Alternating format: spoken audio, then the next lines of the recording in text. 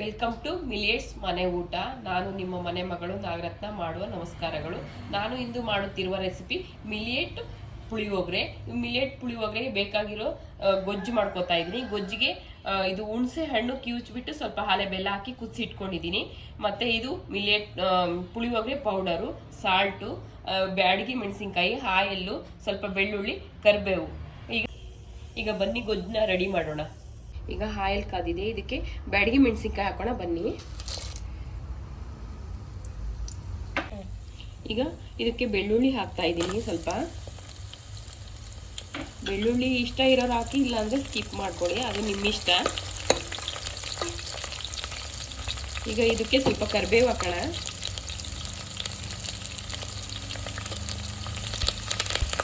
ಕರಿಬೇವು ಫಸ್ಟಿಗೆ ಹಾಕಿದರೆ ತುಂಬ ಫ್ರೈ ಆಗಿಬಿಟ್ಟು ಪುಡಿ ಪುಡಿ ಆಗುತ್ತೆ, ಹಾಗಾಗಿ ಇವಾಗ ಹಾಕಿದ್ದೀನಿ. ಇದು ಫುಲ್ಲು ಫ್ರೈ ಆಗಬೇಕೀಗ. ನಾನು ನಮ್ಮ ರೆಸ್ಟೋರೆಂಟ್ಗೆ ಪುಳಿಯೋಗರೆ ಗೊಜ್ಜು ಜಾಸ್ತಿ ಬೇಕು, ಹಾಗಾಗಿ ನಾನು ಜಾಸ್ತಿ ಕ್ವಾಂಟಿಟಿ ಮಾಡ್ತಾ ತೋರಿಸ್ತಾ ಇದ್ದೀನಿ ನಿಮಗೆ. ನಮ್ಮ ರೆಸ್ಟೋರೆಂಟಲ್ಲಿ ಪುಳಿಯೋಗರೆ ತುಂಬ ಚೆನ್ನಾಗಿ ಆರ್ಡರ್ ಬರುತ್ತೆ. ನಾನು ಮಾಡೋ ಫ್ಲೇವರ್ ಅವ್ರಿಗೆಲ್ಲ ತುಂಬ ಇಷ್ಟ ಆಗುತ್ತೆ, ಹಾಗಾಗಿ ನಾನು ಜಾಸ್ತಿ ಮಾಡ್ಕೊತಾ ಇದ್ದೀನಿ. ಈಗ ಇದಕ್ಕೆ ಮಸಾಲೆ ಪುಳಿಯೋಗರೆ ಮಸಾಲೆ ಹಾಕ್ತಾ ಇದ್ದೀನಿ.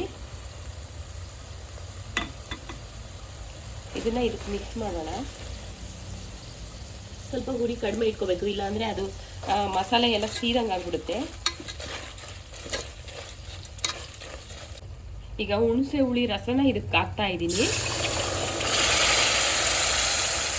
ಈಗ ಇದಕ್ಕೆ ನಾನು ಸಾಲ್ಟ್ ಹಾಕ್ತಾ ಇದ್ದೀನಿ ರುಚಿಗೆ ತಕ್ಕಷ್ಟು.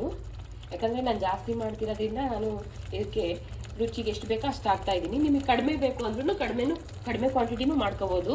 ನಾನು ಇಷ್ಟು ಮಾಡೋದು 2-3 ದಿನಕ್ಕೆ ಕ್ಲೋಸ್ ಆಗಿ ಹೋಗುತ್ತೆ, ಹಾಗಾಗಿ ಜಾಸ್ತಿ ಮಾಡ್ತಾ ಇದ್ದೀನಿ. ಇನ್ನೊಂದು ಸ್ವಲ್ಪ ಇದಕ್ಕೆ ಚಿಲ್ಲಿ ಪೌಡರ್ ಹಾಕಬೇಕು, ಸ್ವಲ್ಪ ಕರೆಕ್ಟ್ ಖಾರ ಎಲ್ಲದು ಬೇಕು ಅಂದರೆ.